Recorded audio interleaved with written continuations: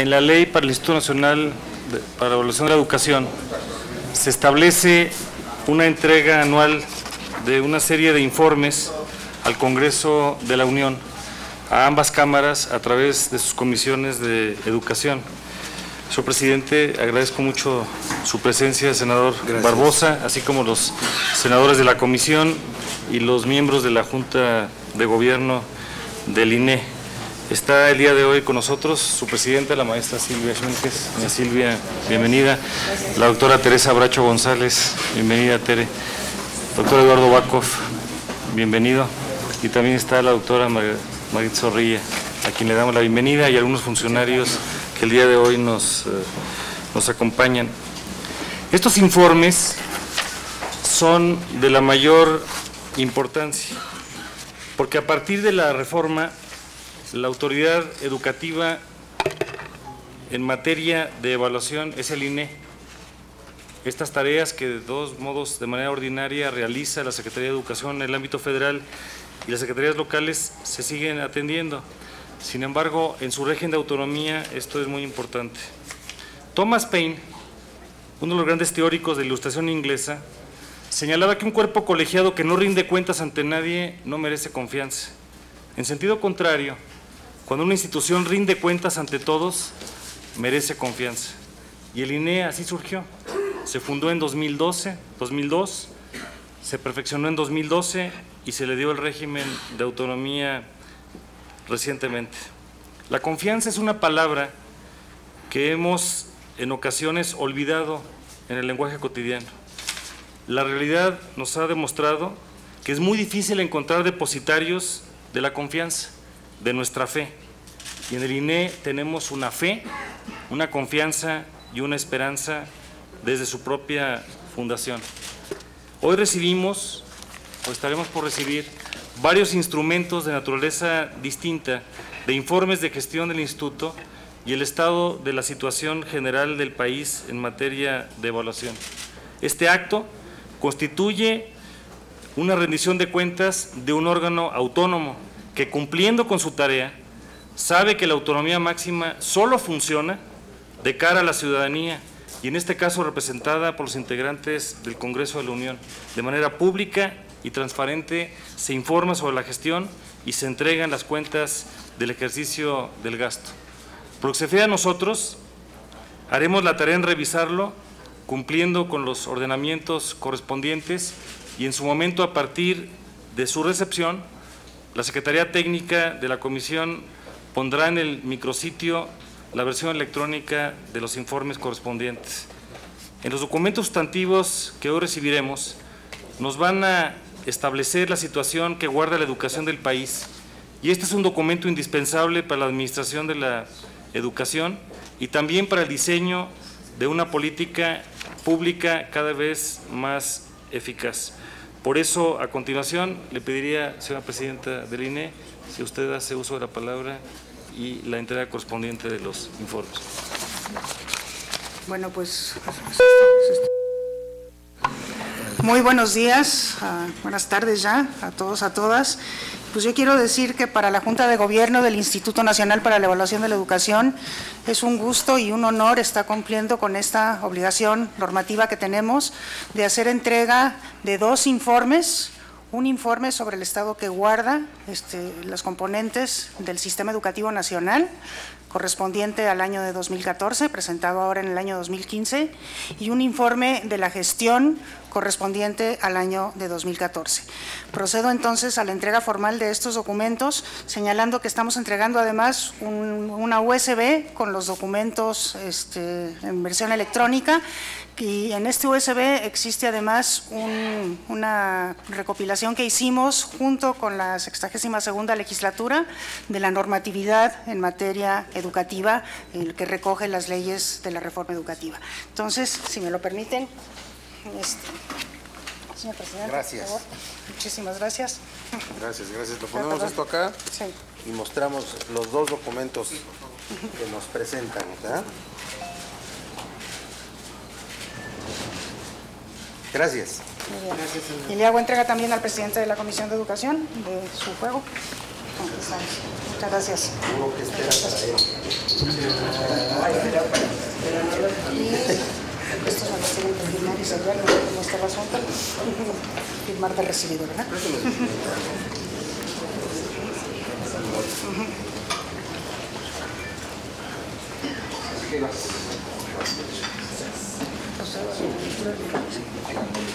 Muy bien, pues entonces yo voy a presentar en este momento una síntesis de las conclusiones del informe sustantivo. No me voy a referir al informe de gestión, me voy a referir al informe sustantivo que hemos dedicado este año a un tema que nos parece absolutamente central, fundamental, que es el tema de los docentes en México.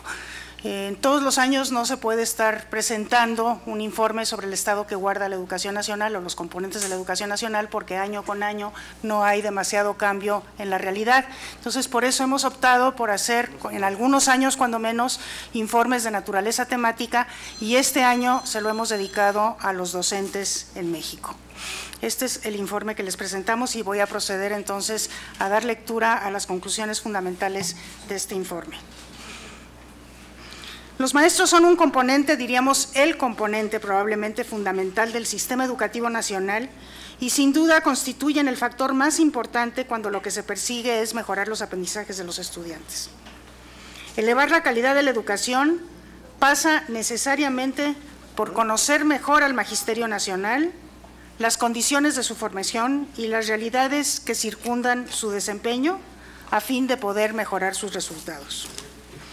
A pesar de esta importancia de conocer mejor a los maestros, nosotros nos encontramos en el proceso de elaborar este informe que la información sobre los docentes en México es escasa, se encuentra dispersa y poco sistematizada. A pesar de ello, nosotros tuvimos ocasión de revisar algunas fuentes que son en las que está basado este informe, las estadísticas continuas de la Secretaría de Educación Pública, basadas en el formato 911, los resultados del Censo de Escuelas, Maestros y Alumnos de Educación Básica y Especial, llevado a cabo por el INEGI en el año 2013, datos que nos proporcionó la Dirección General de Educación Superior para la Formación de Profesionales de la Educación y algunos resultados del estudio TALIS 2013, este estudio que promueve la Organización de Cooperación para el Desarrollo Económico.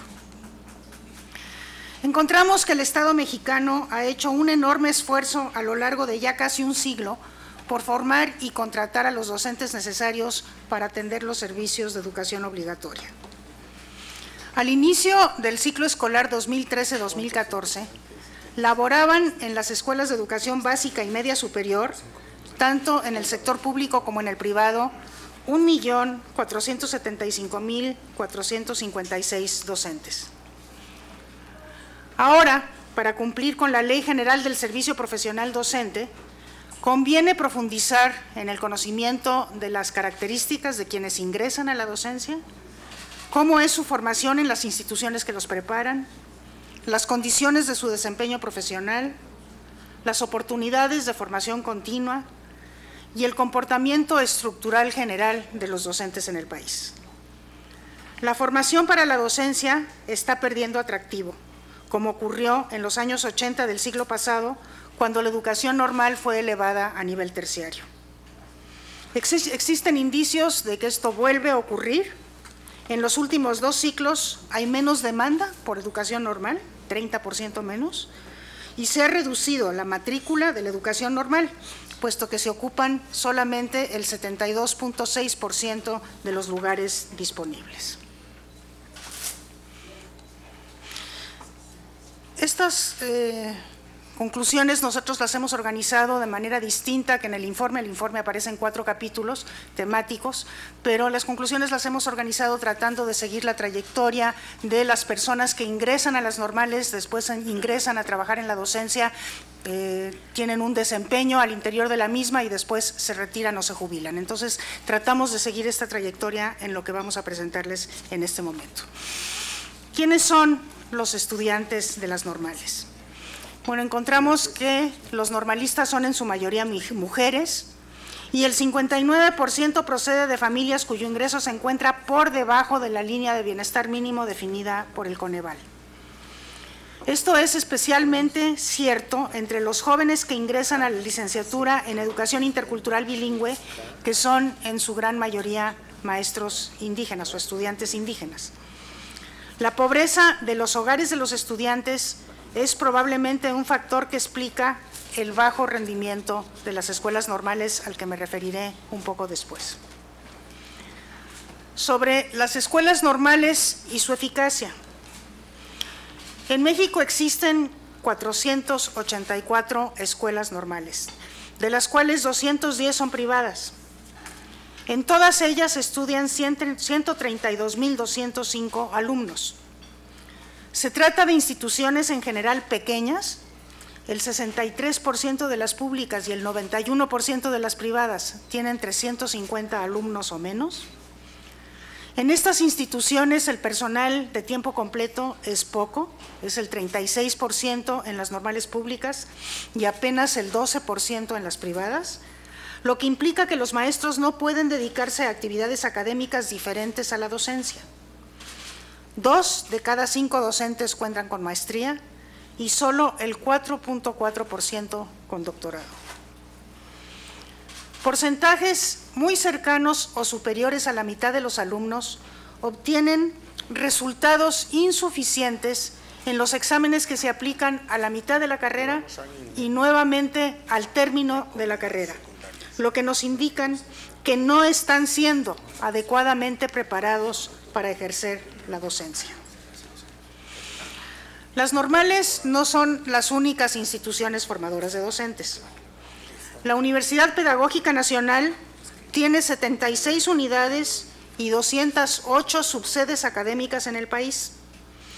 Estudian en esta universidad 27.770 alumnos. La tercera parte de ellos, 10.300, cursan la licenciatura de Educación Preescolar y Primaria en el medio indígena. Son maestros que están nivelando sus estudios a nivel de licenciatura. El 60% de los docentes cuenta con posgrado y el 45% de la planta de profesores está contratada por horas. Otras instituciones de educación superior también forman para la docencia y en sus licenciaturas tienen inscritos a 20.180 jóvenes. En carreras afines a la docencia, como ciencias de la educación o pedagogía, están inscritos 82.633 estudiantes. En cambio, la matrícula de las carreras que preparan para la docencia en educación media superior es de apenas 3.340 alumnos. Esta escasa oferta formativa en las instituciones de educación superior para formarse para la docencia en educación media superior implica que la mayor parte de los docentes de bachilleres se forme en carreras diversas que carecen de contenidos pedagógicos, lo cual representa un problema. Vamos ahora a ver cuáles son las condiciones de ingreso a la docencia. En el primer concurso de ingreso al servicio profesional docente que se aplicó el mes de julio del año pasado, presentaron exámenes 130.512 sustentantes para la educación básica. Y a nivel nacional, solo 40.4% resultó idóneo para la docencia, porcentaje muy inferior al esperado. Los que participaron en la convocatoria pública abierta, que procedían no de normales sino de otras instituciones de educación superior, tuvieron resultados ligeramente inferiores. 33.8% se ubica como idóneo para la docencia. Y en el caso de educación media superior, presentaron exámenes de ingreso 34.415 aspirantes. El porcentaje con resultados de idoneidad fue incluso menor al de educación básica, 32.8%. Los puntajes más bajos en esta evaluación de ingreso los obtienen sorpresivamente los egresados de la Universidad Pedagógica Nacional, ya que 73.1% de ellos resultó no idóneo para la docencia. Estos resultados son sorpresivos porque esta universidad debería estar proporcionando los conocimientos generales, pero también los pedagógicos y didácticos necesarios para poder ejercer la docencia. Sin embargo, lo está logrando con solo 1 de cada 4 de sus egresados. En la evaluación de ingreso a la docencia, existen fuertes diferencias entre las entidades federativas respecto de los resultados obtenidos por los egresados de normales y de universidades. Y esto lo que nos revela es una enorme inequidad en la calidad de las instituciones formadoras de maestros a nivel superior, incluyendo las normales. Respecto a las características personales de los docentes, los que están ejerciendo su función. En el país existe una gran diversidad de maestros, por el tipo de enseñanza que imparten, algunos son generalistas, otros imparten solamente una asignatura, por el número de grados que atienden de manera simultánea, por contar o no con colegas encargados de la formación física y artística de sus alumnos, así como por el tipo de zona en el que trabajan. La mayor parte de los docentes trabaja en escuelas públicas y en zonas urbanas. Los maestros indígenas, los de cursos comunitarios del CONAFE y los de telesecundaria, en su mayoría lo hacen en localidades con altos niveles de marginación. En el ejercicio de la docencia predominan las mujeres, sobre todo en los primeros niveles del sistema educativo. En preescolar el 93% de los maestros son mujeres y en primaria el 67% y en secundaria el 53%. En cambio, en las primarias indígenas y en media superior trabajan más hombres que mujeres, 58 y 53% respectivamente. En cuanto a la distribución por edades, en educación básica la distribución es bimodal, hay una moda alrededor entre los 25 y los 29 años y otra moda entre los 45 y los 49 años. Los maestros de preescolar son más jóvenes que los de primaria y de secundaria.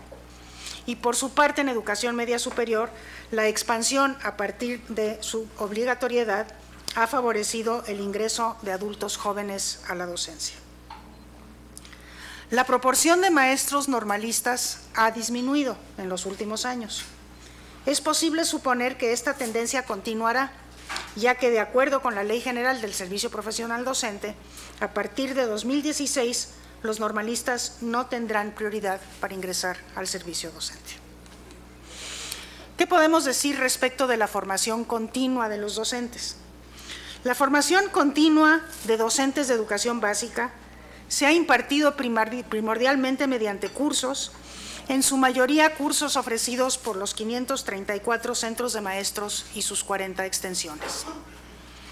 El recurso destinado a esta actividad, 363 pesos con 91 centavos anuales por docente, es mucho menor al que se consideraría necesario. Y esta formación continua se proporciona en condiciones inadecuadas. Solo poco más de la mitad de los centros de maestros tienen aulas de medios, bibliotecas y salones y atienden en promedio a 267 escuelas, cada uno, con equipos de no más de 10 personas. En el caso de la educación media superior, cada subsistema define sus propios programas de formación continua. A pesar de ello, Profordems y Certidems comienzan a perfilar ya una oferta nacional que cubre al 56.2% del total de docentes de instituciones públicas. Los recursos destinados a cada profesor son mucho más cuantiosos que en el caso de la educación básica. En este caso equivalen a 10,000 pesos por docente. En la educación básica, solo en 1 de cada 4 escuelas operan procesos de inducción y de acompañamiento para los nuevos docentes, lo que significa que tales estrategias formativas están lejos de haberse generalizado. En educación media superior, en cambio, los docentes sí reportan tener una alta participación en programas de inducción, tanto formales como informales, y de ser acompañados a través de tutorías. ¿Cuáles son las características laborales de estos docentes? Los docentes de preescolar y de primaria son contratados por tiempo completo. En telesecundarias, la mayoría tiene contratos para cubrir toda la jornada laboral semanal. Sin embargo, en las secundarias generales y técnicas se observa una tendencia preocupante a la pulverización del tiempo en horas, que la Ley General del Servicio Profesional Docente aspira a evitar. En educación media superior, la estructura también está compuesta mayoritariamente por plazas por horas. El 66% de los profesores que laboran en bachilleratos generales y el 76% de los de profesional técnico cuentan con este tipo de contratación. Los docentes de tiempo completo representan apenas el 13% en ambas modalidades y en los bachilleratos tecnológicos solo el 24% de las plazas son de tiempo completo. Preocupa que los docentes de estas escuelas, así como los de las secundarias generales y técnicas, no puedan destinar tiempo al trabajo colegiado por el tipo de contratación que tienen. En educación básica, como todos saben, opera desde 1993 el programa de carrera magisterial que ha venido funcionando para la promoción horizontal de los docentes. Para el año 2012, 454.930 personas se beneficiaban de este programa. Aunque la mayoría de los beneficiarios se ubicaba en el nivel inicial del programa, este ha logrado una importante diferenciación salarial al interior de la carrera docente. A pesar de ello, no parece haber tenido un impacto en el logro educativo de los alumnos. ¿Qué podemos decir acerca de la capacidad de atracción de la profesión docente en nuestro país? Los trabajadores de la educación representan una cuarta parte de los profesionales técnicos calificados del país. 3 de las razones por las cuales la profesión docente ha sido atractiva en el pasado son, primero, que esta profesión goza de una protección del salario; segundo, la seguridad laboral de la docencia frente a otros mercados de trabajo cambiantes; y tercero, una jornada de trabajo relativamente más corta que permite desarrollar otras actividades, sobre todo en el caso de preescolar y primaria. Por otra parte, las personas que ingresan a la docencia se encuentran en mejores condiciones que otros profesionales en la misma situación. Las condiciones de ingreso son favorables a los docentes. Los profesores con plazas de medio tiempo o de tiempo completo ganan en su mayoría menos que otros profesionales y técnicos calificados con contratos de trabajo similares. En el caso de las mujeres, el salario de la mitad de las educadoras es 50% inferior a las de otras profesionales. Para las maestras de primaria la diferencia es de 20% menos. Entre los docentes hombres también hay diferencias en ambos niveles educativos, pero la distancia con el salario de otros profesionales varones es menor que en el caso de las mujeres. En 2012, los salarios de los maestros y maestras de educación secundaria fueron más cercanos a los del resto de los profesionistas e incluso superiores a los de quienes se dedican a las ciencias sociales o exactas. Pero la fragmentación de horas de este nivel educativo no ha permitido asegurar la obtención de un puesto de jornada completa para la mayoría de los docentes. La desigual distribución de los salarios docentes afecta de manera visible a los maestros indígenas, quienes no solamente perciben menores ingresos, sino que además enfrentan mayores dificultades en su ejercicio profesional debido a las desfavorables condiciones de las escuelas en las que prestan sus servicios. Y respecto del retiro del servicio. En el caso de la educación preescolar, apenas 4.2% de los maestros en escuelas públicas se encuentra en edad para el retiro, mientras que en educación primaria el porcentaje es de 10.5% y en secundaria de 8.3%.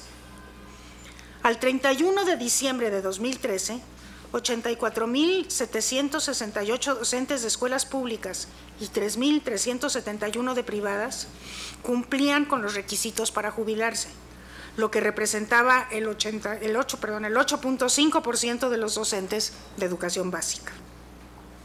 En el año 2018, 61.376 docentes se estarán pensionando y para el año 2023 la cifra ascenderá a 160.166.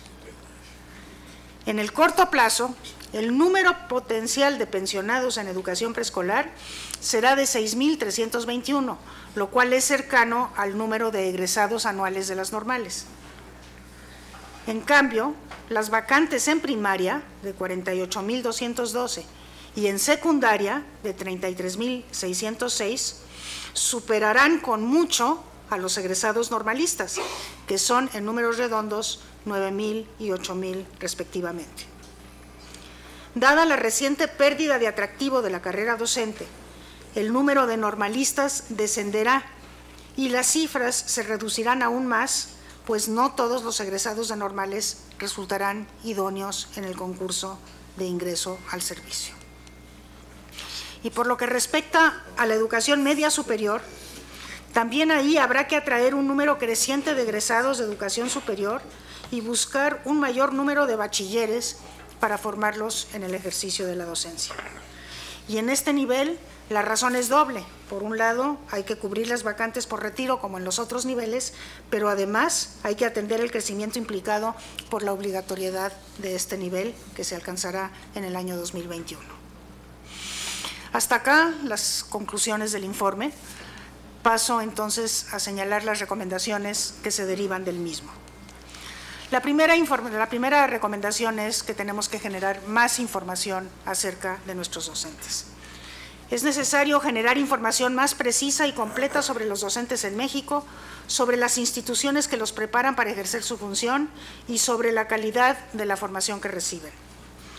El Instituto tiene en esto un rol que cumplir y tendrá el cuidado de promover la realización de estudios y de sistematizar la información que tanto estos como las evaluaciones de docentes generen para que sea posible conocerlos más y atenderlos mejor. Por lo que toca a la formación inicial de docentes, nos parece que lo que hay que hacer, hay que tender a que esta formación sea una formación de calidad. Primero es necesario,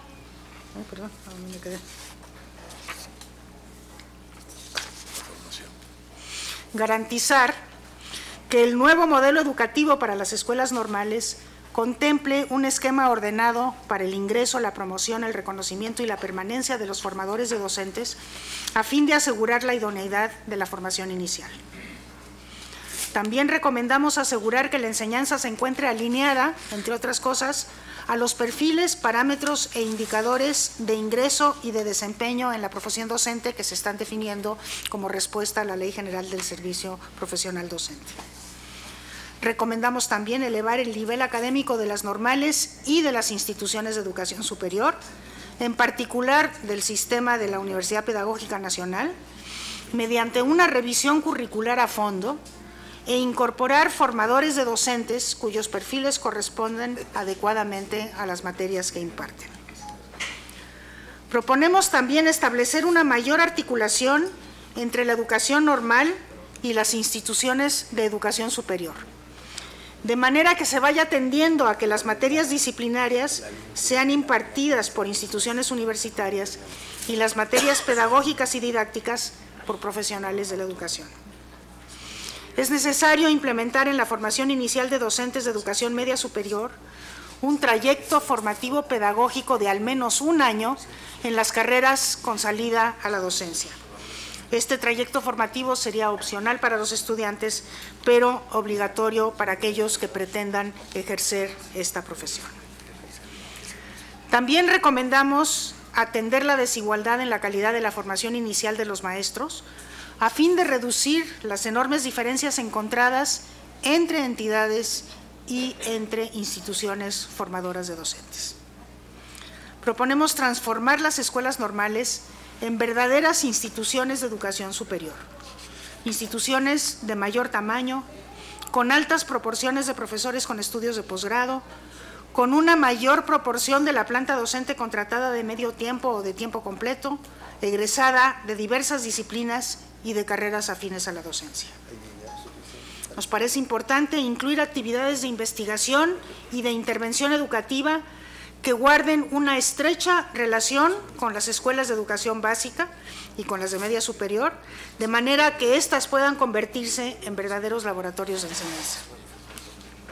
También proponemos identificar y apoyar a los estudiantes de los estratos más desfavorecidos mediante becas económicas que permitan compensar sus desventajas y asegurar su permanencia en los procesos de formación con actividades tanto propedéuticas como de refuerzo de la enseñanza. Por lo que toca a la formación continua de los docentes que están en ejercicio, proponemos garantizar que el nuevo modelo educativo para las escuelas normales contemple un esquema ordenado para el ingreso, la promoción, el reconocimiento y la permanencia de los formadores de docentes a fin de asegurar la idoneidad de la formación inicial. También recomendamos asegurar que la enseñanza se encuentre alineada, entre otras cosas, eso ya leí, ¿verdad? Sí, perdón. Me voy a regresar. Una disculpa, ¿eh? Aquí lo que proponemos es centrar la formación continua de los docentes en la escuela y en los problemas reales que los maestros enfrentan para que sus alumnos aprendan. También proponemos impulsar procesos de tutoría, de modelaje y de creación de comunidades de aprendizaje en las escuelas o en los grupos de escuelas aledañas cuando se trate de escuelas muy pequeñas, a través del sistema de asistencia técnica a la escuela que está ya previsto en la Ley General del Servicio Profesional Docente.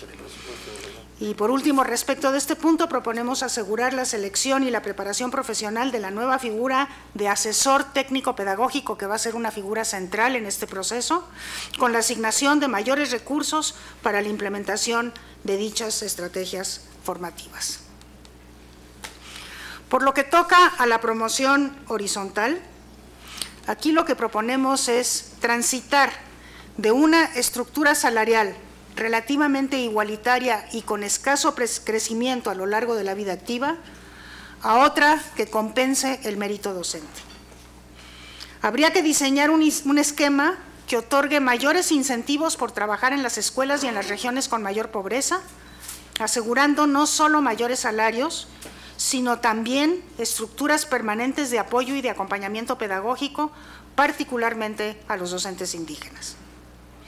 Sugerimos evitar la fragmentación de plazas en los niveles de educación secundaria y media superior, tal y como lo plantea la Ley General del Servicio Profesional Docente. Evitar los nombramientos por hora. Compactar en el mismo centro escolar las horas otorgadas, de manera que los docentes puedan trabajar colegiadamente. Atender a sus alumnos fuera de los horarios de clase. Planificar su enseñanza y dedicar tiempo a su desarrollo profesional. Y por último, respecto de este punto, realizar diagnósticos confiables a cargo de las entidades federativas para diseñar programas por entidad federativa y plantear distintos escenarios de compactación de plazas. Con relación a la atracción de más y mejores candidatos para la docencia, que parece es central, bueno, aquí lo que estamos proponiendo es la necesidad de ampliar la formación de calidad de los futuros docentes, tanto en las normales como en otras instituciones de educación superior. También nos parece central crear en las universidades espacios de formación de docentes del nivel medio superior, a fin de cumplir con la universalización de este nivel educativo prevista para el año 2021. Y en suma, de lo que se trata es de formular políticas públicas que aseguren la formación en cantidades suficientes de maestros profesionales comprometidos y socialmente reconocidos por su desempeño. Para finalizar, simplemente me gustaría señalar nuevamente que los maestros son el componente clave del sistema educativo y juegan un papel central en el cumplimiento del derecho de todas y todos a una educación de calidad con equidad. Por eso merecen ser dignificados.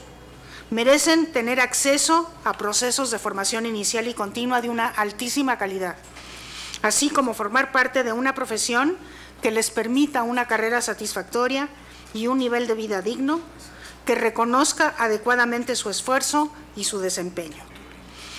Y terminamos diciendo que la profesionalización docente es la mejor inversión que puede hacerse para tener un sistema educativo de calidad con equidad. Les agradezco muchísimo su atención y estoy atenta a sus consideraciones. Gracias, maestra Xmelkes. Preguntaría si alguien de los miembros de la Junta de Gobierno ¿El instituto quiere complementar algún elemento? No, mejor los escuchamos. Los señores senadores, pregunto si alguien quiere intervenir. Don Daniel Amador, Sí. por favor. Claro. Gracias, señor presidente. Sin duda hemos escuchado un informe muy puntual y muy preciso por parte del Instituto Nacional de Evaluación Educativa, lo que da muestra del estado que vive la actualización, capacitación y formación de los docentes en este país, a partir de lo que podemos llamar la gran reforma educativa que este Senado aprobó prácticamente al inicio de su gestión. Sin duda es otro México en la educación, pero también había que revisar a fondo lo que algunos maestros pensamos. El futuro nos alcanzó, los avances tecnológicos, científicos nos han rebasado y las instituciones formadoras de docentes siguen padeciendo el atraso y están viviendo todavía en el siglo pasado. Cuando ya transita el año 15 del siglo XXI, cuando los cambios tecnológicos, cibernéticos y de tecnologías de punta todos los días se presentan, nuestras instituciones normales siguen formando docentes como los que nos formaron, soy normalista de mucho orgullo, en los años 70 u 80 del siglo pasado. Por supuesto que el Magisterio Nacional ha asumido como un gran reto el poder enfrentar esta reforma, el cambiar esquemas, el poder presentar un nuevo rol ante la sociedad y buscar la excelencia en la escuela pública. El diagnóstico que se nos presenta es un diagnóstico crudo, que afortunadamente nos hace de alguna manera revalorar lo que estamos haciendo los legisladores y los apoyos que tenemos que en un momento dado solicitarle al Ejecutivo para poder fortalecer a estas instituciones formadoras de docentes. Me llama la atención lo que se plantea de la Universidad Pedagógica Nacional en su formación de docentes, cuando su origen de la propia universidad no fue para formar docentes, sino para capacitar y actualizar y provocar los posgrados en los docentes. Habría que revisar si ese esquema de formar docentes de la UPN debe seguir vigente o devolverla a su punto de origen, a que actualice, capacite y profesionalice a los docentes de México. Sin duda, por supuesto que también se presenta claro que quienes escogen la carrera normalista, en épocas pasadas lo hacían en función de garantizar un empleo inmediato y un salario permanente, y la posibilidad de prestaciones que le ayudaran a mantener un nivel digno de vida. Hoy ese esquema cambia. Hoy se abre a las demás profesiones la posibilidad de que sean docentes, y si nosotros no cuidamos las normales o la esencia del normalismo, hay que sí poder parecer romántico, pero la vocación de poder impartir la cátedra a la niñez pues se podrá convertir quizá en una opción de trabajo simplemente para poder alcanzar un empleo de alguna otra profesión que no haya sido en la formación docente. Sin duda, este Senado de la República, maestra y miembros de la Junta Directiva, recogemos este informe. En lo personal, con mis compañeros de bancada del Partido Revolucionario Institucional, haremos los análisis correspondientes y las recomendaciones que podamos también entregarle a la Junta Directiva para ver cómo podemos fortalecer el deseo de los maestros de México a capacitarse, a actualizarse, a profesionalizarse, pero también que el Estado pueda ser el proveedor de los recursos suficientes y los elementos humanos, técnicos bueno, sí, lo que llamamos nosotros los puntos de apoyo para que los maestros puedan ser los puntales de esta reforma educativa. Yo estoy convencido de ello. La OECD maneja que los maestros de México prácticamente en el aspecto salarial estamos en los últimos lugares de los países de la OCDE. Si tampoco los estimulamos a los maestros de México para que puedan tener con mayor eficacia, con mayor pasión, con mayor entrega su servicio educativo, en un aspecto salarial más digno, pues por supuesto que no alcanzaremos los resultados. Los maestros de México que ahí se precisan en que alcanzan un posgrado, lo han hecho con sus propios recursos económicos, sacrificando de sus ingresos, espacios recreativos de su familia para poder formar una maestría, un doctorado o un estudio superior. Entonces, también tendrá que verse el compromiso del Estado para que esta reforma educativa pueda tener el éxito correspondiente. Yo sin duda confiamos los senadores de la República, en los maestros de México, y que lo que tanto se estuvo especulando sobre, vamos a decir, la sanción, persecución y muchas veces, en el argot popular diríamos, poner en el paredón a los maestros que no alcanzaran una evaluación aceptable, esto también sabemos que no es así, sino que tendremos que generar los instrumentos para que puedan ellos alcanzar su objetivo. Felicito yo en lo personal y a nombre de mi bancada, lo sé que Juan Carlos lo va a hacer como presidente de la comisión, a todo esta Junta Directiva del Instituto Nacional de Evaluación de la Educación, y esperemos que el informe del próximo año, en el 2016, pues pueda tener números más halagadores. Confiamos en que así será. Felicidades. Muchas gracias. Muchas gracias, senador Amador.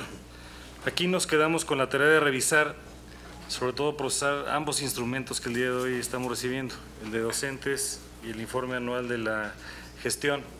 Por fortuna, estamos desterrando esta mala práctica absurda de que anteriormente las evaluaciones se quedaban en el cajón para guardarse o eran usados como pisapapeles, una práctica del Museo de Arqueología Política del siglo pasado. Y la Comisión de Educación hará esta revisión. Aprovecho el momento para solicitarle a la presidenta y a los consejeros del INE que estemos en comunicación los próximos meses y ya en un formato tipo comparecencia podamos hacer la revisión puntual sobre todo esto, para ir comparando el informe del año, la evaluación del año pasado, la de este año y lo que viene a futuro, porque sobre todo hay que darle seguimiento puntual a las recomendaciones. Una de las diferencias en el diseño institucional de la fundación de origen a la del día de hoy tiene que ver con el carácter vinculatorio de algunas de las recomendaciones, y es muy importante que las autoridades educativas tomen nota para poder cumplir. Y aprovecho para resaltar que en este sentido parte de la función de seguimiento y control de la comisión tiene que ver con reconocer que en los transitorios de la reforma educativa hay varios pendientes que no se han venido todavía atendiendo, y aunque no tenían fecha, lo hemos platicado con el secretario Chuaifet, sin embargo no hay un calendario a este momento. Al menos hay 3 aspectos a la vista. Uno, la evaluación del modelo educativo, que está en un transitorio, no hay un cambio de política pública a este momento. Y segundo, de las recomendaciones que aquí atinadamente se están identificando, está la revisión del modelo de educación normal. Y recordar que a fines de mayo, de este año, se tendrá que hacer la revisión del modelo de la carrera magisterial. Comentaba hace unos minutos con el senador Barbosa al iniciar la reunión sobre parte de los temas que tenemos pendientes. Para que esto sea una reforma educativa, tiene que pasar 1 por el modelo de educación normal, 2 por el modelo educativo, 3, como lo hemos visto en otros aspectos, temas de infraestructura y de financiamiento, y aquí lo he dicho y es el tercer día de la semana que lo vuelvo a señalar. Hay una preocupación de la Secretaría de Hacienda está escatimando esfuerzos para parte de todo esto. Los derechos cuestan y las omisiones cuestan más, y es muy importante que la previsión presupuestal tenga la sana orientación que este país merece. Entonces estaremos en comunicación para poder ir procesando esta información e involucrando a los actores, como en su momento también citaremos a comparecer a la Secretaría de Educación Pública y eventualmente a otras autoridades educativas del ámbito estatal. Señor presidente. Gracias.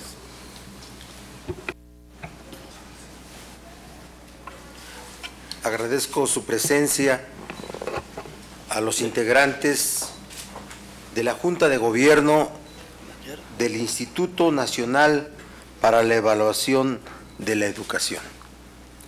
La presencia de la consejera presidenta, la maestra Silvia Ismelques del Valle, de la doctora de la doctora Teresa Bracho González, consejera de la Junta de Gobierno, del doctor Eduardo Bakov Escudero, también integrante del Consejo, y de la doctora Margarita Zorrilla Fierro, integrante del mismo, y de quienes acompañan a los integrantes de esta Junta de Gobierno esta mañana. Destaco la presencia de los integrantes de la Comisión de Educación, de su presidente, el senador Juan Carlos Romero Hicks. Juan Carlos, gracias. De su secretario, el senador Daniel Amador Gagiola, de uno de sus integrantes, el senador Raúl Pozos, del vicepresidente de la mesa directiva, José Rosa Saizpuru, del senador Víctor Hermosillo, y estuvo por aquí el senador Sofío Ramírez. Bueno, esta entrega de estos dos documentos, bajo los títulos Docentes en México, Informe 2015, aquí dice, ¿sí? Y Informe Anual de Gestión 2014, se hacen en cumplimiento al artículo 63 de la Ley del Instituto Nacional para la Evaluación de la Educación. Y dice este artículo en su rubro: el Instituto deberá presentar anualmente en el mes de abril al Congreso de la Unión dos documentos. Esos dos documentos y los contenidos mencionados en la ley están expresados en estos dos textos. Daremos curso legislativo a los mismos, daremos cuenta al Pleno de la Cámara en esta misma sesión, y en esta misma sesión los enviaremos para su trámite legislativo a la Comisión de Educación, que hoy también lo recibe. Quiero decirles que de manera muy destacada se ha dicho que este instituto, de acuerdo a la reforma 2013, hoy tiene dientes, porque hoy tiene autonomía. Y el contenido de su evaluación tiene carácter vinculatorio con la autoridad educativa, tanto de la Federación como de los estados de la República. Que en la lógica de enviar al Congreso este informe, el Congreso debe de verlo a partir de la alianza que debemos mantener ustedes y nosotros para poder hacer valer la autonomía y para que sus recomendaciones alcancen la fuerza vinculatoria necesaria. Se trata de la educación. Todos estamos interesados en que funcione la educación en México, y yo veo un esfuerzo institucional de sexenios, pero para no ubicarlos en los sexenios de siempre, para mejorar la educación en México. De formaciones, muchas. Yo creo que nadie está satisfecho con el estado de la educación en México. Pero el esfuerzo institucional y de gobierno se lleva a cabo de manera permanente.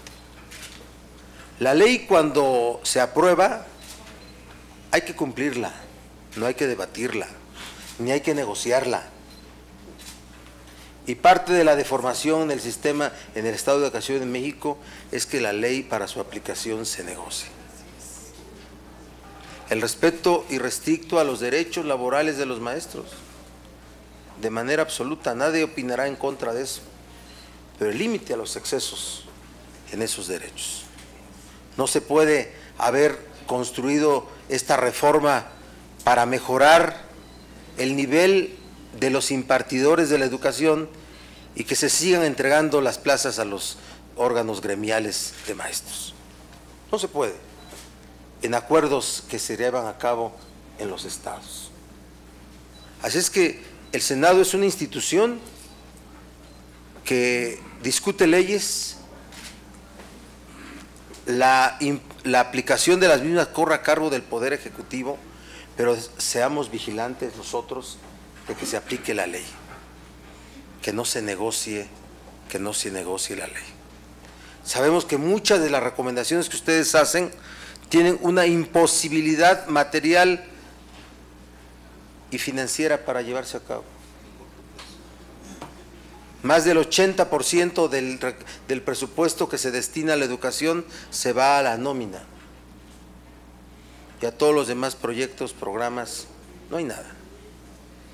Créame que esto lo vemos a diario los representantes populares. La gestión que hacemos es de manera muy, muy importante en los temas de rehabilitación de escuelas, de remodelación, de edificación, algunas escuelas colapsadas, que la impartición de la cátedra en ellas ya es riesgosa para los alumnos, por ejemplo, ¿sí? Y que hace imposible todo este esquema tan grande que es la educación. Nunca habrá esfuerzo mayor, siempre habrá un esfuerzo menor para la educación. Yo les agradezco su presencia, daré cuenta al Pleno. Es un asunto no de bancadas, es un asunto del Estado mexicano. Estamos con ustedes, vamos adelante. Gracias. Muchas gracias.